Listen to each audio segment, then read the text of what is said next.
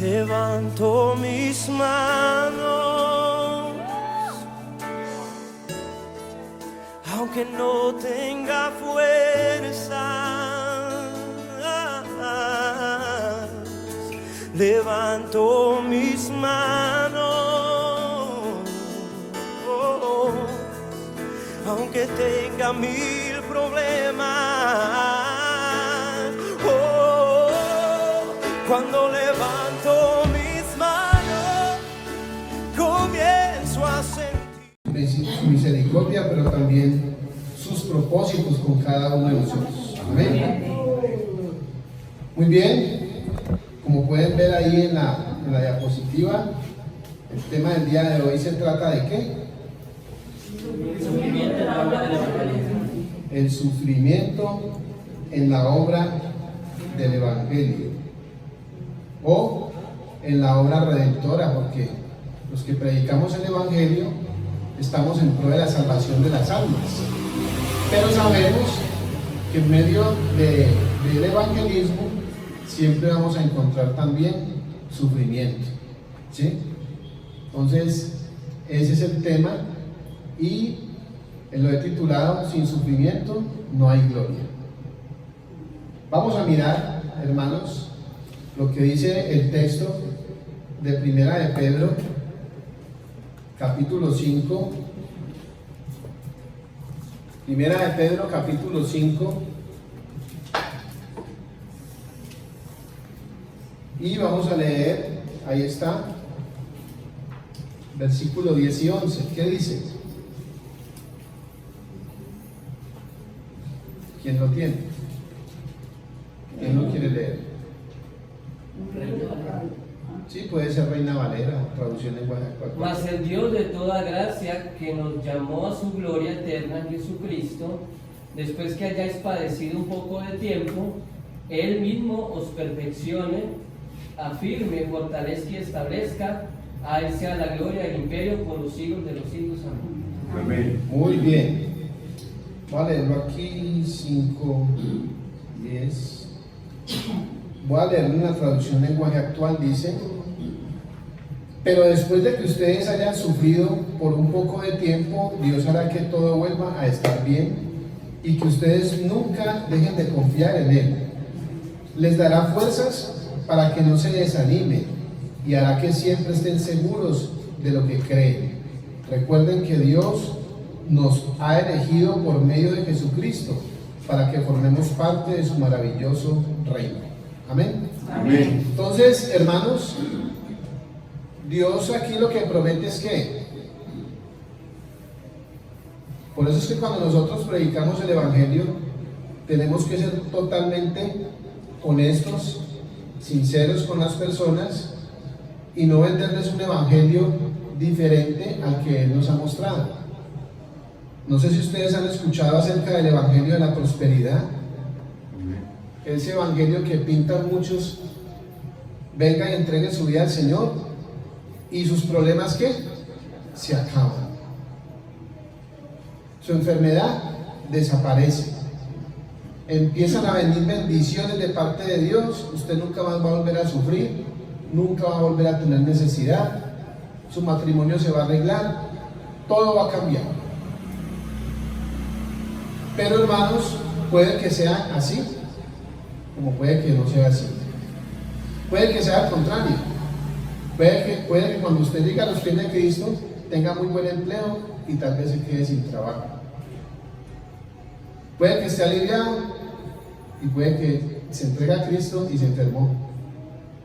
Se entregó a Cristo y se le dañó el matrimonio. Se entregó a Cristo y le empiezan a pasar una cantidad de cosas diferentes a las prometidas. Pero el Señor aquí lo que está prometiendo es que vamos a sufrir por un tiempo. Vamos a sufrir los ataques del enemigo. Nos pueden pasar cosas adversas. Es más, el domingo el hermano leyó Isaías 53, ¿se acuerdan? Y ahí habla de qué?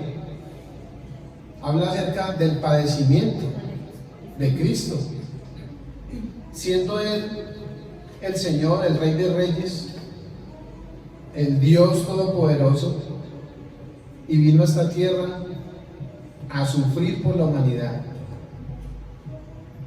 Y no cualquier sufrimiento. El rechazo de su pueblo, el rechazo de su familia. Nació en la parte más humilde, en la región más humilde, en una de las familias más humildes. Nació por allá en un pesebre, donde guardan las bestias, los caballos. Imagínense ustedes, desde ahí empezamos a ver la humildad del Señor. Y no solo eso, siendo el dueño de todo esto, dice la palabra que nunca estimó nada al ser igual a Dios como a cosa que aferrarse, sino que por el contrario se despojó a sí mismo, se hizo como uno de nosotros y aparte de eso se humilló. Imagínense ustedes. Aparte de eso, en Isaías habla mucho acerca de todo lo que Cristo iba a padecer, cómo iba a ser crucificado, con quién se iba a disponer su crucifixión al lado de dos malhechores. Se contó con los impíos, lo escupieron, le pusieron esa corona de espinas, lo abofetearon. Mejor dicho, ¿qué no le hicieron? ¡Qué humillación! Vergüenza, imagínese usted desnudarlo prácticamente para colgarlo en una cruz. Tremendo todo lo que el Señor tuvo que padecer por nosotros. Y nosotros pensamos que a nosotros tal vez eso no nos va a pasar. Como somos hijos de Dios, yo no tengo por qué sufrir. Pero hermanos, eso no es la verdad. ¿Sí? Esa no es la verdad.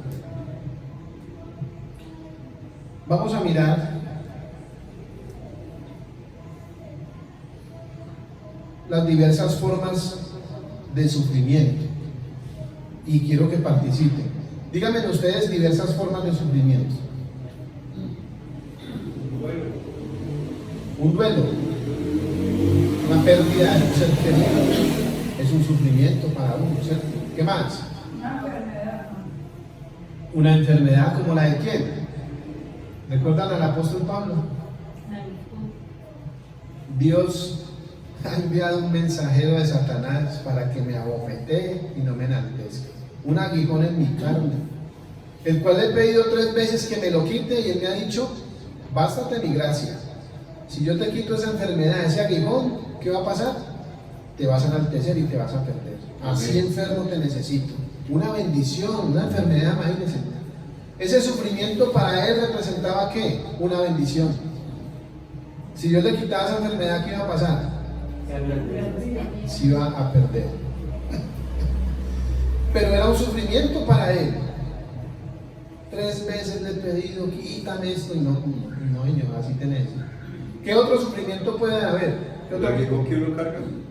El aguijón que uno carga, ¿como cuál? El mío. ¿Cuál? Muéstrame, hermano. Sí. Lo estoy purificando y no volver a caer en lo que hago. Yo pensé que estaba haciendo. ¿Cómo así? Entonces se casó y se llamó la carga. Diga, un nacido. Es que el aguijón que yo tengo, uy, ¿cómo es? No me te la cara. Sí, porque eso me lo ha dicho el Señor. No te lo quito porque vuelves y caes y te enalteces y darle la honra al que no debes. Al que no es. ¿Qué otra forma de sufrimiento hay? El sufrir por los hijos. Sufrir por los hijos. ¿Qué más? El ver que la familia se desintegra por falta de amor de Dios. Por falta de amor. Por lo físico, dolor físico. Hermanos, en realidad hay muchas formas de sufrimiento. Muchas. Pero hay sufrimientos que son buscados. ¿Sí? Pregunta, ¿podemos evitar el sufrimiento o no? Siempre sufrimiento. Siempre va a haber sufrimiento. Es inevitable. Es algo que está implícito en el ser humano desde la creación, desde que Adán y Eva cayeron de la gracia. Empezando que heredamos el pecado de ellos, que fue la muerte física, la enfermedad, el envejecimiento pero también la separación de Dios, de la misma presencia de Dios. Eso es algo inevitable. Podemos tener una enfermedad que no haya sido buscada, sino que fue que hereditaria. ¿Sí o no? Como hay enfermedades que también pueden ser buscadas, ¿sí? Y eso nos lleva a sufrir, ¿cierto? Pero también hay sufrimiento por hacer lo malo. También. Sí. Mucha gente está sufriendo, pero está sufriendo las consecuencias de su maldad. Amén. Pero también hay otra forma de sufrimiento que es por hacer lo bueno. ¿Quién iba a creer, no? Que por hacer lo bueno también se sufre.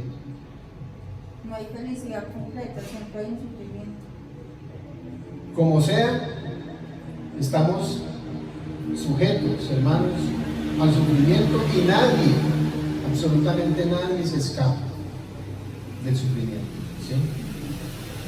Pero miremos qué es el sufrimiento. Sufrimiento, según el diccionario Larousse, es experimentar algo desagradable, soportar condiciones no favorables, como lo que veíamos ahora, vergüenzas, humillaciones, hambre, maltratos físicos, psicológicos, etcétera, etcétera, ¿cierto? Pero también según el diccionario expositivo Vine, dice que viene de la palabra griega anexikakos, una palabra compuesta que significa soportar males o soportar el mal. Eso significa esa palabra anexikakos. Y esa palabra la podemos ver ahí en 2 de Timoteo 2:23. Vamos a leerla. Si de pronto, hermanos, no alcanzamos a leer todos los textos, yo los voy a nombrar y ustedes los pueden anotar y después repasar, porque el tiempo apremia y no podemos detener en cada texto para leer. Listo, voy a irlo tocando así muy por encima. Filipenses, segunda de Timoteo 2:23. ¿Quién lo tiene? No tengas nada que ver con discusiones necias y sin sentido, pues ya sabes que terminan en pleitos. El 24. Y un siervo del Señor no debe andar peleando, más bien debe ser amable con todos, capaz de enseñar y no propenso a irritarse. Muy bien. ¿Esa qué versión es? NBI. NBI. ¿Qué dice la versión Reina Valera. Reina Valera?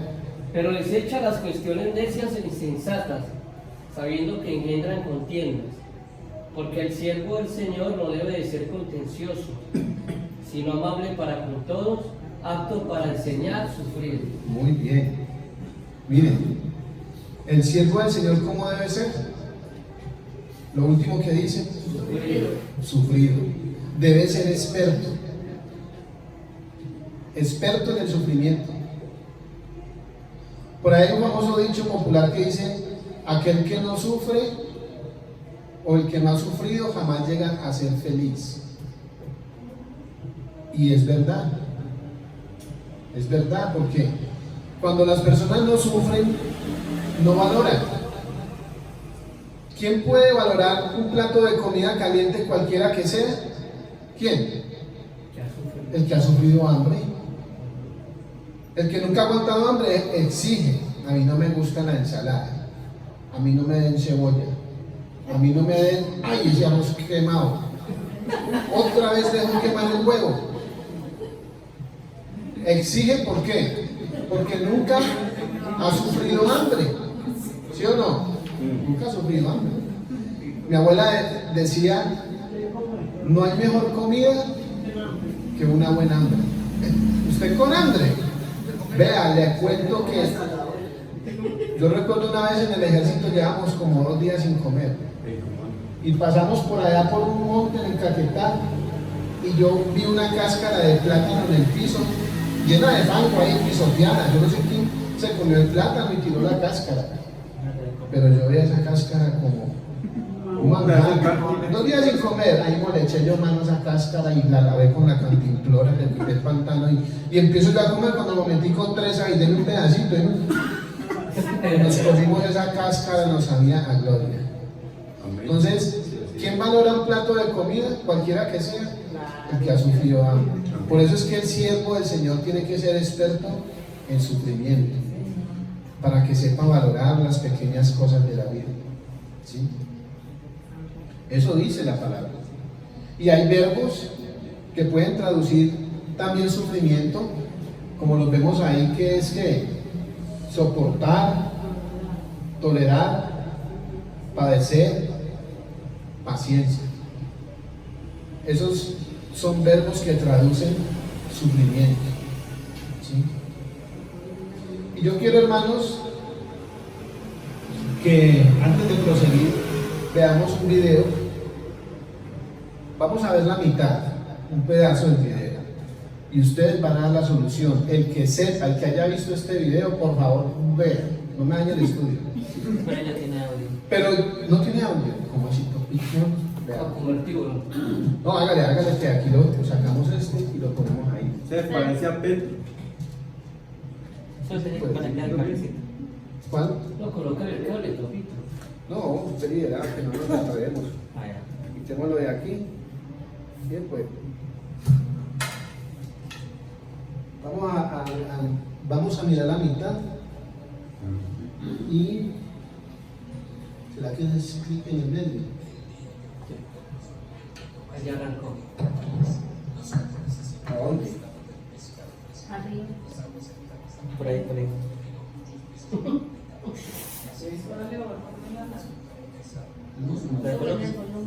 Ahí, por ahí. Mientras más lejos iban los pescadores, más era el tiempo que les ¿Sí lo han escuchado? Sí. Pues vamos a poner. varios días. El pescado ya no estaba Oh, fresco. porque quiero preguntar. Las compañías instalaron ¿Dónde está el altavoz? Tiene por arriba, al lado de la pantalla más o menos. Por ahí tiene el lado. ¿Por aquí? Ajá. No, pero es que aquí lo tiene. Aquí lo tiene, pero ya le subí todo el volumen. Bueno, Póngale el micrófono. póngale cuidado. Ponga el micrófono ahí al lado y si ha pasado por favor. tiburón resolvió el reto más grande de un país. Los japoneses siempre han gustado del pescado fresco, pero los aguas están con poco tenido muchos peces congelados. Así que para alimentar a la población japonesa, los barcos pesqueros fueron fabricados más grandes para ir el mar adentro. Mientras más lejos iban los pescadores, más era el tiempo que les tomaba regresar a entregar el pescado. Si el viaje tomaba varios días, el pescado ya no estaba fresco. Para resolver el problema, las compañías instalaron congeladores en los barcos pesqueros. Así podían pescar y poner los pescados en los congeladores. Sin embargo, los japoneses pudieron percibir la diferencia entre el pescado congelado y el fresco, y no les gustaba el congelado. Por lo tanto, tenían que venderlo más barato.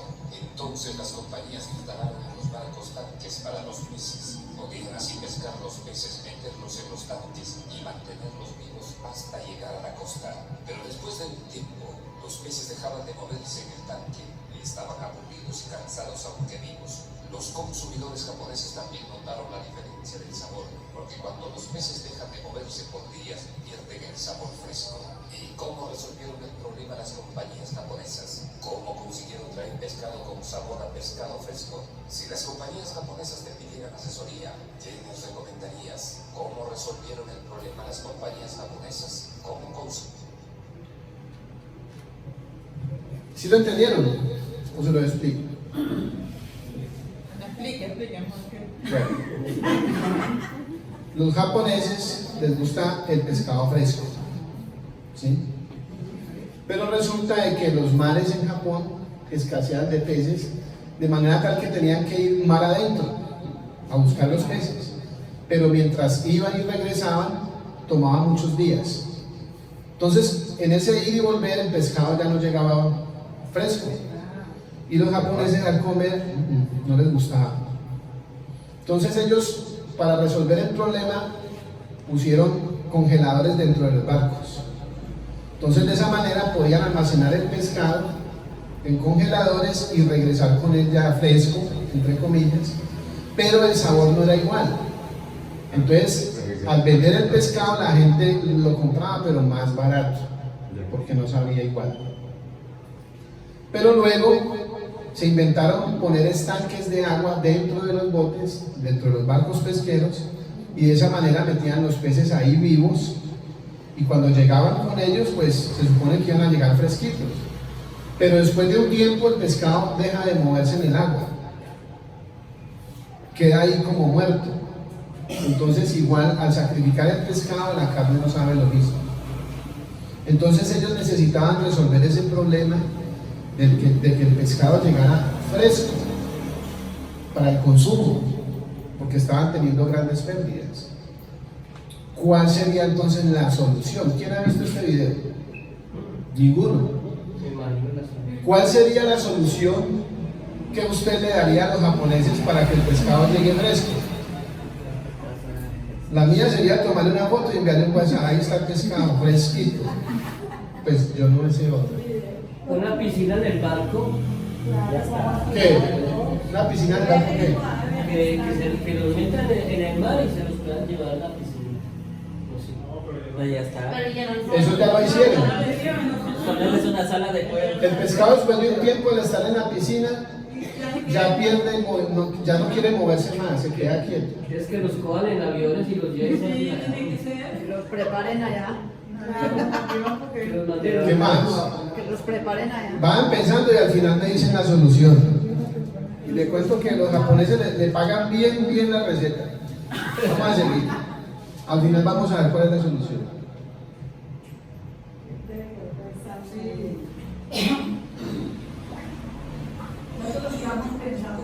Llevar la gente a comer allá al mar. Vamos a mirar entonces y al final vemos el final del video para que ustedes vean cuál fue la solución.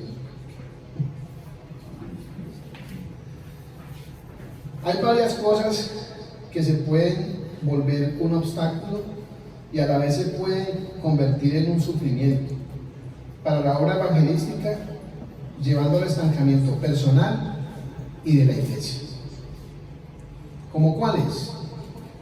El sufrimiento por falta de ¿qué? De sometimiento. Eso trae sufrimiento. ¿Quién lee Romanos 13:1?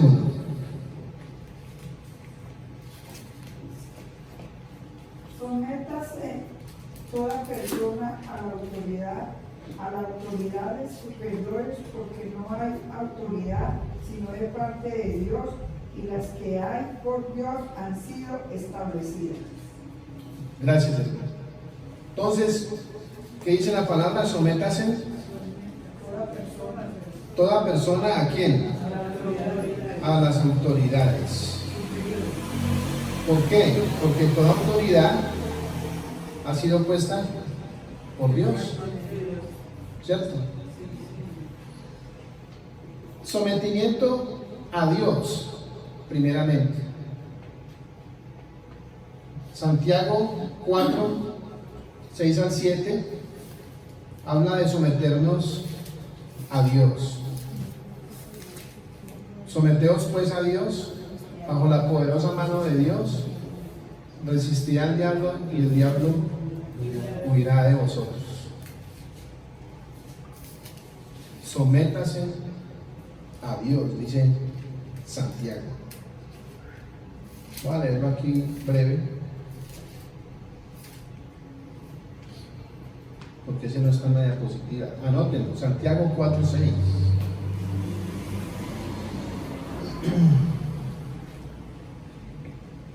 En realidad Dios nos trata con mucho más amor, como dice la Biblia. Dios se opone a los orgullosos, pero brinda su ayuda a los humildes. Por eso obedezcan a Dios, háganle frente al diablo y él huirá de ustedes. Háganse amigos de Dios y él será amigo de ustedes. La falta de sometimiento, hermanos, a Dios trae sufrimiento. Imagínense, una persona que no se somete a Dios tiene como amigo ¿a quién? Cachudo. al diablo. El diablo está amañado con una persona que no se somete a Dios. Pero el que se somete a Dios, ¿qué hace el diablo? No le gusta estar al lado de alguien que está sometido a Dios. Huye, se va. Pero el que no se somete a Dios, está sometido entonces ¿a quién? Al diablo. Al coco. El diablo está ahí. ¿Sí? La falta de sometimiento a Dios es soberbia. El que no se somete a Dios, hermanos, es un soberbio. Y Dios se aleja del que no se somete. Dios no está ahí.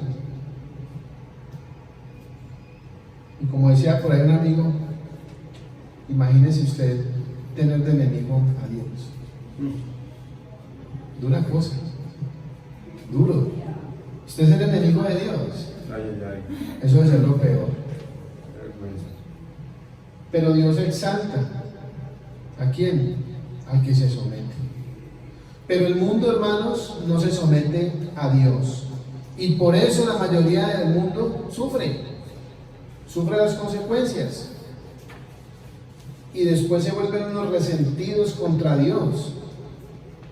Y empiezan antes a renegar, a insultar a Dios, como si Dios tuviera la culpa de sus malas decisiones. Si usted no se somete a Dios, Él no tiene la culpa. ¿O sí? No. Si pasa por aquí un indigente y aquí hay una peluquería y usted lo llama, venga yo lo motilo, usted está muy barbado, usted está todo peludo, venga yo lo motilo, y él no quiere, ¿es culpa del barbero o es culpa de él? Es de él. Lo mismo pasa con Dios. Dios le dice, venga mijo, venga mija, yo lo quiero cambiar, yo quiero ser su amigo, pero sométase. Venga yo lo limpio, venga yo lo lavo. Si usted no quiere, no lo obliga, pero no le eche la culpa a Dios de sus desgracias, de su sufrimiento. ¿Sí? Él no tiene la culpa de que usted sufra por falta de sometimiento. Sometimiento a las autoridades, hermanos. Dice que someteos a toda institución humana, al presidente. ¿Cuántos rajan del presidente? Y muchas veces nosotros escuchamos que están hablando mal de Maduro, de Petro, y nosotros nos metemos en el cuento también a hablar contra el gobernante. Si esa persona está ahí, hermanos, es porque Dios permite que esté ahí, y por algo lo puso ahí, por algo permite Dios que esa persona gobierne, sea malo o sea bueno. Pero a nosotros no nos corresponde irnos en contra de un gobernante. Hay que pedir antes es por él, eso dice la Biblia, que debemos de pedir por los gobernantes. Pero muchos, recuerdo fue el año pasado, el paro nacional que hubo acá, cristianos boleando piedra, tirando arengas contra el presidente, contra el gobierno, haciendo daños, saqueando. Cristianos que no se someten, que se sublevan, cristianos que van y son capaces de volarle pata a la policía, a tirarle piedra a la policía, a encapucharse como ratas y a bolearle al que no está de acuerdo con ellos. ¿Eso es ser cristiano? No. Están en el lugar equivocado. ¿Sí? Hay gente que no se somete al liderazgo. Hablaba con Cirilo esta semana, ovejas con colmillos, el domingo que terminó. Usted pastorea al que se deja pastorear, hermanos, pero lastimosamente hay ovejas con colmillos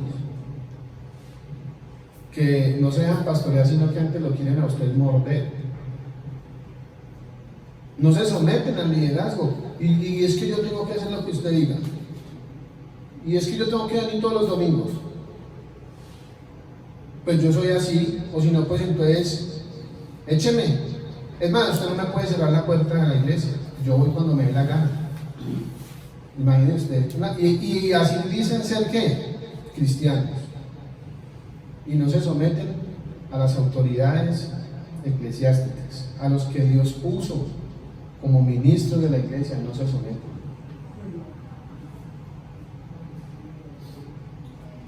Dice que las instituciones humanas están para castigar y premiar. Si usted hace lo malo, ¿qué le viene? Castigo. Si usted anda sin SOA, lo coge la policía de tránsito, Y nosotros castigo. Lo mandan a pie, les subo la espalda. le llevan la moto en un carro, le meten un comparendo como de 1 millón y hasta luego. Y después sufra para sacar ese millón. Ay, yo ahora ando acá 1 millón. Ay, ¿por qué me viene la moto así? Que va, el policía saco. Y antes se ensañan es que contra la autoridad. Si el que está cometiendo la infracción es usted, y por lo que usted hizo está sufriendo, ¿por qué la multan los policías? ¿Sí o no? Si no paga los impuestos, venga. Al Señor Jesús le dijeron: tus discípulos no pagan los impuestos al César. Y él que dijo: no, es que no vamos a pagar. ¿Y quién es el César? Para yo darle plata al César. Oigan, estos corruptos. Olvídate. Dice al México. Sí, eso dijo. ¿Lo ganó? No, él no dijo eso. Él dijo: ¿quién es el César? Démosle pues a una moneda. Bueno, al César lo que es del César y a lo que es de Dios.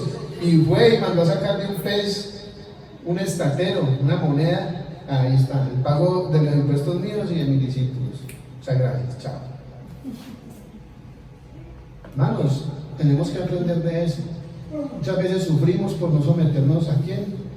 A las autoridades. Pero si usted hace lo bueno, antes la ley lo premia. Oiga, qué persona tan puntual para pagar. Nunca se atrasa con los servicios, con los créditos, vean. Nítido, ahí tienen las puertas abiertas para lo que necesite. ¿Por qué? Porque usted cumple con la ley antes que lo alaba. Y así hace Dios. Cuando usted es cumplidor de su palabra, lo alaba. Pero si no, castigo. Sometimiento a la familia. Ay, esa sí que es otra. Dice en Efesios 5, 21 al 33: someteos los unos a los otros. Y habla acerca de que las esposas deben de sujetarse a sus esposos, así como lo hacen con Cristo. La pregunta es: ¿usted cree que una esposa que no se sujeta al esposo y que es rebelde se sujeta a Cristo? Así como está sujeta al esposo y no lo respeta, le abre los ojos, le grita, así mismo hace con Cristo. Sencillo. Eso es una demostración de que no está sujeta a Cristo. Porque el Señor aquí está diciendo: las mujeres deben de sujetarse a sus maridos, a sus esposos, así como se sujetan a Cristo. Así como la iglesia está sujeta a Cristo. Pero si no se sujeta al marido, tampoco está sujeta a Cristo. Eso es así. Dice: debe sujetarse, sí, hermano. Que ese texto lo han entendido, sujetarse, pero al hombro, aquí a la mano. Sujetarse al bolsillo. Al bolsillo.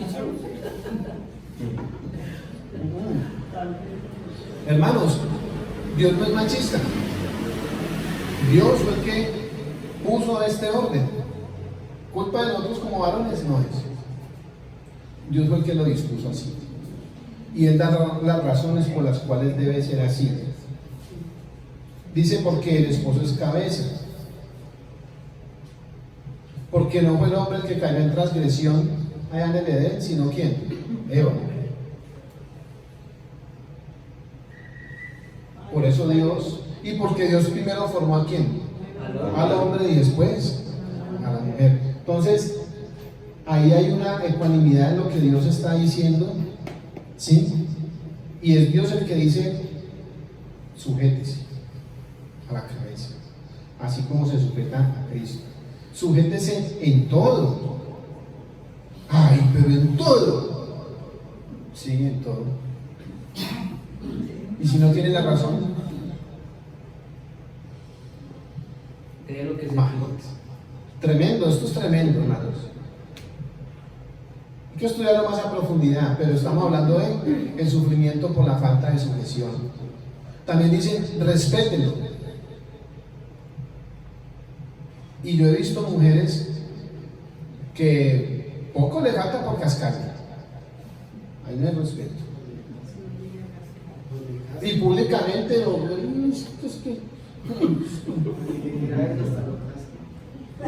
Se le suben las bautas. sí, entonces hermanos, si no hay respeto, si no hay sujeción al esposo como cabeza, se va a sujetar a Cristo, que es el que está ordenando esto, menos, ¿sí? Y empiezan los problemas. Los esposos dicen deben de amar a sus esposas, ojo, así como Cristo amó a la iglesia y se entregó por ella. Es el único texto que muestra que el esposo debe estar dispuesto incluso a dar su vida por su esposa, así como Cristo dio la vida por su iglesia. Así no se sujete. Esa es una demostración de amor, la demostración más grande, hermanos. Pero la pregunta, si un esposo no ama a su esposa, ¿ama también a Cristo? No. Tampoco. ¿Cómo puede amar a Cristo y a su esposa no? Y si la esposa le pega al marido, viene acá la cara por eso. Tiene que aguantar. No, es que es sencillo, vea, esto es algo recíproco. Si usted ama a su esposa, si ella se siente amada, ella también está incentivada a respetarlo, a sujetarse. A soportar. Eso es recíproco. Pero si su esposa no se siente amada, tampoco se siente incentivada a respetarlo. Así. Es sencillo. Y si la mujer no respeta al varón, el varón no se siente amado. Porque nosotros el lenguaje es, me respeta, me ama. Si no me respeta, así me escriba 1000 carticas de amor, no me ama, porque no me respeta.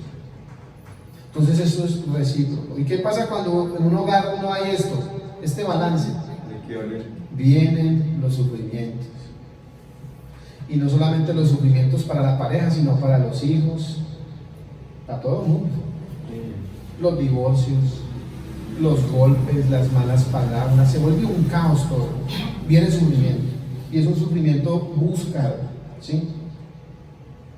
Sometimiento entre padres e hijos. Hijos, obedezcan a sus padres y cuídenlos para que les vaya bien en todo. Amén. Y para que tengan larga vida sobre esta tierra. Hijos, ¿quieren que les vaya bien? Obedezcan a sus padres. Amén. ¿Y yo por qué? Es que mi papá es muy cabecicuadrado, anticuado, es que mi mamá, es que no, esos consejos que me dan. O sea, hoy en día los hijos no quieren saber de obedecimiento ni sujeción a los padres. Y muchos ni siquiera son responsables con los padres. ¿Cómo les va a ir bien? Si la promesa es que si obedecen a los padres en todo y que los cuiden, les va a ir bien en todo, ¿qué pasa si no lo hacen? No les va a ir bien en la vida, en nada. Y van a ser de corta vida en la tierra. También. Amén. ¿Sí? Dice el Padre, no hagan enojar a sus hijos en su forma de tratarlos. Edúquenlos o criarlos en disciplina y amonestación del Señor. Yo he visto padres o madres que son capaces de agarrarse a trompadas con los hijos. Uy, hermano, que eso sí me da mucho pesar. ver que un papá es capaz de coger y pegarle una trompada a un hijo, reventarlo y tirarlo al piso y darle como si fuera un enemigo. Qué pesado, dice el padre. O sacar la mamá por allá a la plancha caliente y ¡pum! O con el cable del látigo de la plancha, o tirarle una olla de agua hervida. Uy, ¿usted cree que un hijo de esos se va a bañar en la casa? ¿Lo va a respetar? ¿Lo va a amar? No, olvídese. Eso no es así. Dice, críelos en la amonestación del Señor, en la disciplina pero del Señor, porque nosotros somos unos burros. Nosotros no sabemos cómo criar hijos. Dios sí sabe. En nuestras fuerzas somos unas bestias. Y lo mismo pasa en el matrimonio. Entonces, sometimiento, hermanos, los unos a los otros. El sufrimiento que viene por amor al dinero, ¿qué es eso? Sufrimiento por amor al dinero. Primera de Timoteo 6:10 dice que la raíz de todos los males, ¿cuál es? El amor al dinero, que algunos codiciándolo o queriéndolo amontonar se desviaron, ¿cierto? Fueron traspasados de muchos sufrimientos, dice la Reina Valera. Esta traducción es ¿cuál? Biblia de las Américas. Pero la Reina Valera dice muy claro. Entonces, hermanos, el amor al dinero es la raíz de todos los males. No que el dinero sea malo, en sí el dinero no es malo, es el amor al dinero, el amor a acumular dinero, ¿sí? Por el deseo de amontonarlo, dice, muchos se olvidaron de obedecer a Dios. Mateo 10:10 dice, cuando el Señor Jesús envió a los discípulos de 2 en 2, ¿qué les dijo? Leámoslo. Mateo 10:10. Quien lo tenga lo puede leer. Mateo 10:10. Alguien que busque Mateo 6:24.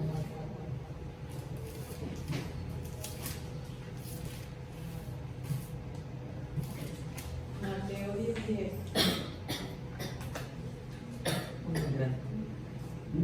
La copita.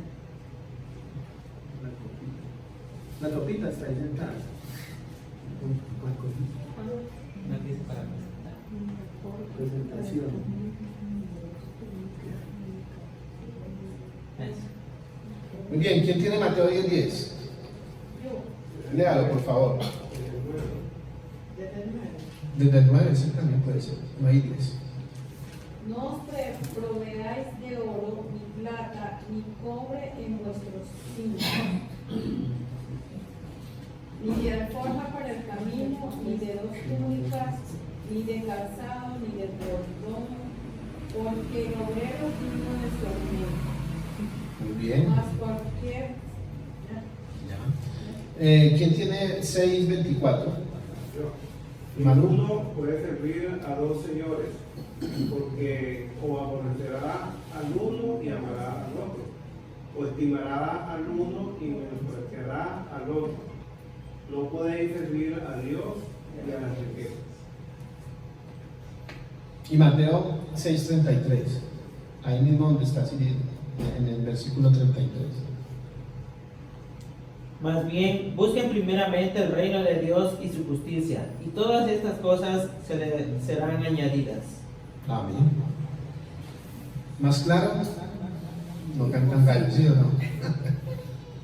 Vaya, prediquen el evangelio. No lleven ni bordón, ni alforja, ni plata, ni doble túnica. Váyanse tal cual están. Arranquen. ¿Cuántos estaríamos dispuestos a hacerlo? Señor, pero ¿y cuando se me acaben las chanclas, qué hago? De caminar. Tanto verdad. Y cuando me dé ese Y estos calores que hacen en este desierto, y no ni para el agua. Arranquen. Amén. No se provean de nada. Que yo les voy a dar lo que necesito. Háganlo. Tremendo, hermanos. Pero hoy en día tenemos todas las comodidades, ¿sí o no? Y aún así, ¿por qué no vino a la iglesia? No, es que llegué tan cansado. No veo que cayó ese aguacero. Ya está haciendo frío. Y ese frío. Y estaba como con... ¿Qué tal que nos tocara lo que les toca a los apóstoles? ¿Cierto? Siempre estamos pensando primero en qué, en el dinero. Yo ofrendaría, pero sí. No es que usted da, porque es que usted tiene trabajo, es que usted gana muy bien, pues cómo no. Pero yo, ¿de dónde? ¿Usted por qué no vino? Uy, hermano, vaya, tocó trabajar. Estoy tan cansado. Usted no sabe lo duro que me tocó estar, hermano. Y aún así, pelado. Por lo menos que ya no, es que trabajando, hermano, pero es que mire, como traigo el bolsillo hinchado. ¿Sí? Pero trabajan y siempre más arruinados y más arruinados, porque no hay bendición de Dios. Porque Dios dice, busque primero el reino de Dios y su justicia, y lo demás ¿qué? Yo se lo voy a dar. No se preocupe. Yo le voy a proveer. Es que usted no confía en Dios, el dueño del oro y la plata, el dueño de todo esto. ¿Será que es que no le puede dar a usted para el agua, o para la chanca, o para lo que necesite? Pero siempre el materialismo, el deseo de tener, de amontonar, ¿sí? Dice que el amor al dinero acaba por traernos muchos problemas y sufrimientos, ¿sí? Y finalmente echa a perder el alma. Amén. ¿Se acuerdan de ese rico que acumuló y uy, ¿qué voy a hacer con todas mis riquezas? No, me va a tocar hacer un granero más grande para guardar todo porque ya no cabe aquí. Y después de que llene ese granero, ahora sí voy a divertir, ahora sí voy a descansar. Ay, ya me jubilé, gracias a Dios. Ya logré lo que quería en la vida, ya tengo con qué vivir, 3 casas, 2 carros, la finca, el ganadito que yo quería. Ahora sí voy a vivir tranquilo. Y le dice el Señor, 5 guardaespaldas. Y el Señor, ¿qué le dice? Necio, hoy te vas a morir. Todo eso que acumulaste por años lo va a disfrutar otro que no trabajó, nada. Y usted se muere hoy. El dinero, hermanos, es un problema muchas veces. El dinero tiene muchos amigos. ¿Usted por qué cree que la gente que tiene plata anda con 10 o 15 guardaespaldas? Porque están peligrando la vida, que los secuestren, o que les secuestren un hijo, que los extorsionen. Usted se pone una cadena de oro y peligra que le arranquen el cuello. Y entonces se pone unos aritos bien bonitos y sale a la calle y ¡pum! Se le llevan las orejas, con arete y todo. Así es sencillo. Se pone unas pabuchas de oro y ¡pum! Le bajan las pabuchas. Entonces, ¿para qué, hermanos? ¿Para qué las riquezas? Si las riquezas pueden ser nuestra perdición completa. Mejor decir como decía el salmista. ¿Cómo decía el salmista? ¿Quién se acuerda? ¿Cómo decía el salmista?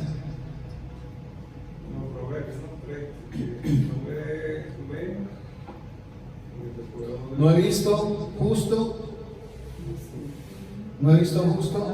desamparado, ni su descendencia que me envíe el pan. No me dé riqueza que me envanezca, pero tampoco me des pobreza que me toque pedir limosna. Dame lo necesario.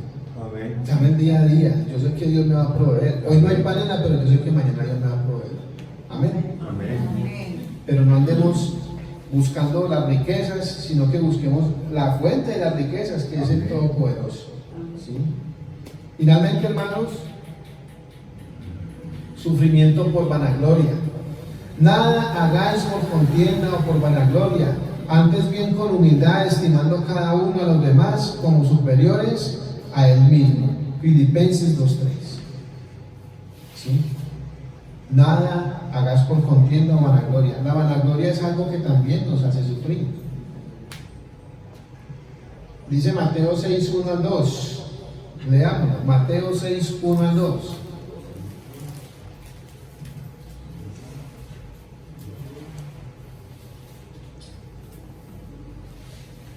Ojo, voy a leer acá. Cuando ustedes hagan una buena acción, no lo anuncien por todos lados.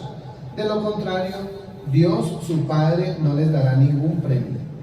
Si alguno de ustedes ayuda a los pobres, no se ponga a publicarlo en las sinagogas ni en los lugares por donde pasa la gente. Eso lo hacen los hipócritas, que quieren que la gente los alabe. Les aseguro que ese es el premio, el único premio que ustedes recibirán. Cuando alguno de ustedes ayude a los pobres, no se lo cuente a nadie. Así esa ayuda se mantendrá en secreto, y Dios el Padre, que conoce ese secreto, les dará a ustedes su premio. Entonces, ¿qué dice el Señor? Las personas que buscan reconocimiento cuando hacen algo y no se les reconoce lo que hicieron, ¿qué pasa? Sufren. Sufren porque, ay, es que yo como me he portado de bien y ni siquiera me dio las gracias. Malagradecidos. No reconocen mi esfuerzo. Y como me he matado yo. ¿Sí o no? Pasa mucho con los hijos, ¿sí o no? Que los hijos, uno les da lo que sea a los hijos. Así como Dios nos da a nosotros, así uno hace con los hijos, sin reproche, sin reparo. ¿Qué necesitan? Tengan. Pero hay hijos que son mal agradecidos y llegan, y cuando ya crecen y son barbados, se vuelven y nunca más se volvieron a acordar de los papás. ¿Qué pasa con esos padres? Viven amargados y sufriendo, porque el malagradecido de mi hijo, como le di de gusto y ni una llamada, es que me tiene con una piedra, y sufren. Hermanos, Cáncer silencioso. todo lo que hagamos, hagámoslo ¿para quién? Como para Dios, porque es que de Él viene la recompensa. A mí qué me importa si mi hijo salió mal agradecido y se fue. ¿Qué me importa si mi hija o mi hijo nunca me agradecieron lo que yo hice, el esfuerzo que hice por ellos? Si es que yo no lo hago por ellos, yo lo hago para Dios, porque Dios es el que me dice sea buen padre. Ayude a los pobres. Yo no tengo por qué publicar el bien que hago a los demás. Eso lo mantengo en secreto, porque ¿de quién viene la recompensa? De Dios. Y yo así no voy a sufrir, porque Dios sí sabe recompensar. Amén. Pero si yo busco el reconocimiento de los demás, voy a vivir amargado, voy a sufrir. ¿Sí? Entonces, hermanos, el vanaglorioso busca ser servido y no servir. El vanaglorioso eso es lo que busca. Imagínense el Señor, Él dice, porque yo he venido a servir y no a que me sirvan, y no a ser servido. Entonces, ¿por qué nosotros no imitamos al Señor y servimos de corazón, sin buscar la gloria de los hombres? ¿Sí? En Gálatas 1:10 dice Pablo, Gálatas 1:10, yo no ando buscando que la gente apruebe lo que digo, ni ando buscando quedar bien con nadie. Si así lo hiciera, ya no sería yo un servidor de Cristo. Para mí lo importante es que Dios me apruebe. Hermanos, no busquemos la aprobación de la gente, porque si buscamos agradar a la gente, vamos a morir locos y sufriendo, porque a no todos los podemos tener contentos. Si usted tiene contento a un grupito, el otro critica. Si tiene contento a aquel, entonces aquellos no están contentos, y usted va a desgastar su vida tratando de mantener contento a todo el mundo, y finalmente la gente, ¿qué hace? No agradece. Usted puede matarse haciendo y la gente no le da, pero hágalo para Dios. Usted no busque la aprobación de los hombres, sino la aprobación de Dios. Si yo tengo contento a Dios con lo que yo hago, a mí no me importa si no me reconocen los demás, porque Dios sacará a la luz lo que yo hago. Cuando se hacen las cosas en secreto para Dios, Dios las saca a la luz, lo hace público. Él no va a dejar eso escondido. Así como saca las cosas malas a la luz, también Dios saca las cosas buenas. Y esto que hemos visto, hermanos, son sufrimientos que buscados. Porque si nosotros realmente obramos como Dios quiere, ¿sí? Si nosotros realmente nos sometemos en todo sentido, vamos a evitar mucho sufrimiento, ¿sí? Si nosotros nos despojamos de lo material, vemos las riquezas como nada, vamos a vivir felices. La gente que tiene más poco son los más felices. Amén. Yo me quedo aterrado por el barrio como hay de pobreza. Esa gente es feliz. Y uno muchas veces teniendo todo lo necesario, no está contento. No está lleno. Sufrimos. Pero también aprendamos, hermanos, esta última parte, para que seamos felices. Busquemos el reconocimiento de Dios en nosotros. ¿Sí? Y va a ver usted cuántos sufrimientos evita, aunque, como decíamos al principio, va a ser inevitable. Así usted sea muy bueno, así usted haga las cosas que Dios manda, siempre vamos a estar sujetos al sufrimiento. Y ustedes ya tienen la respuesta, no para los japoneses. No, yo tampoco. El video se pausó, ahí quedamos todos. No, vamos a ver, ¿verdad?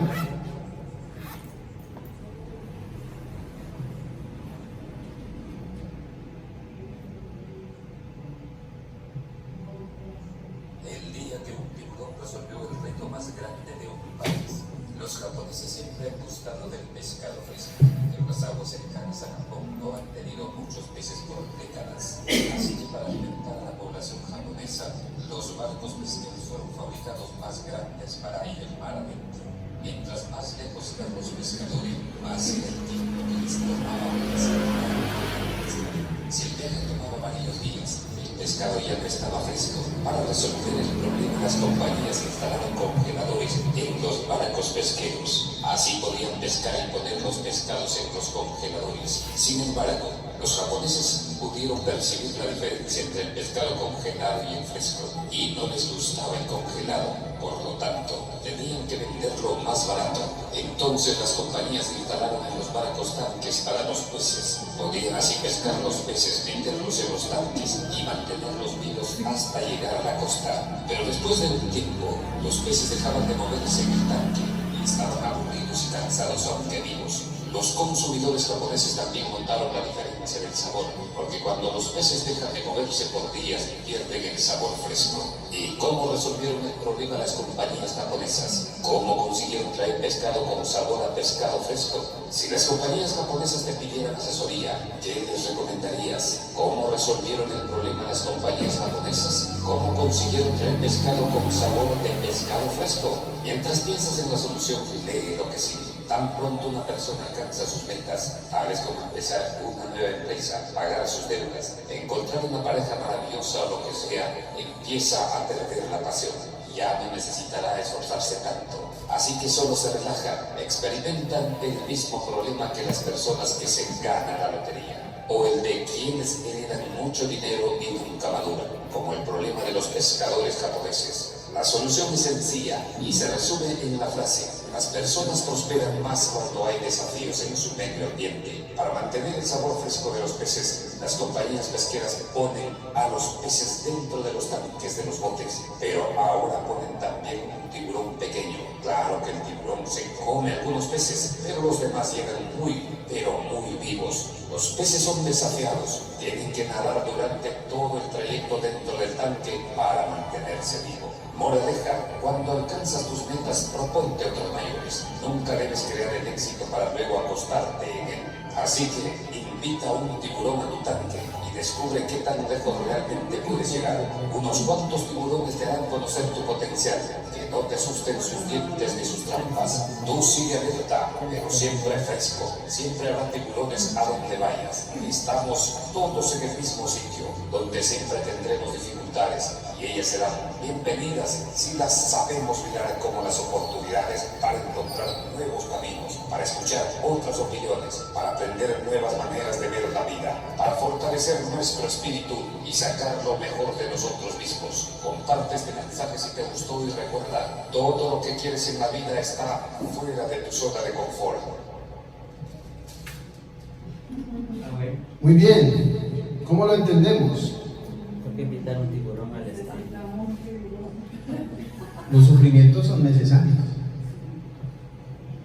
Muchas veces nosotros no queremos sufrir, los problemas los queremos dejar a un lado, le huimos a las adversidades, pero eso es lo que nos mantiene vivos.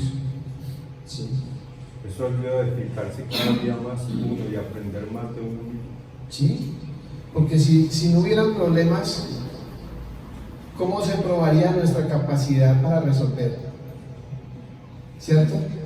Por eso es que las iglesias que han experimentado dificultades, vemos que en medio de la adversidad prosperan. Y uno se pregunta, ¿cómo es posible? Como las iglesias de Macedonia, que les decía el domingo, que en medio de su pobreza y la persecución que estaban viviendo estaban gozosos y antes dieron ofrendas como si fueran ricos. Y como hay iglesias que teniendo comodidades, teniendo la gente empleo, no ofrendan así.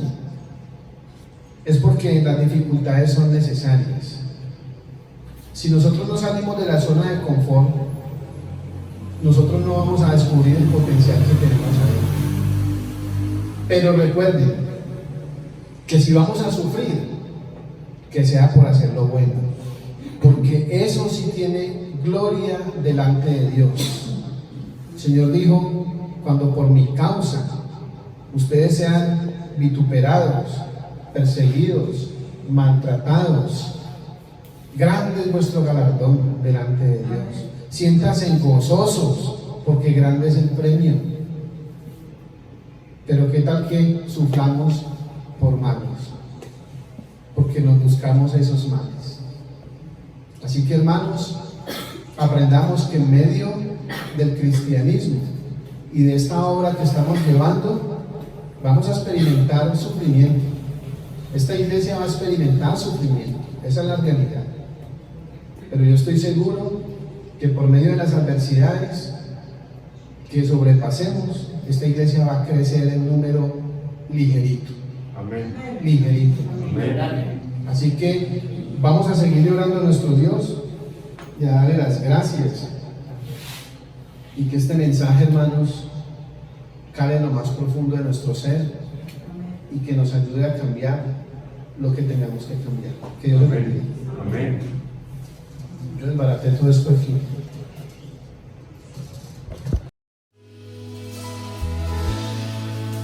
Levanto mis manos, aunque no tenga fuerza. Levanto mis manos, aunque tenga mil problemas. Cuando levanto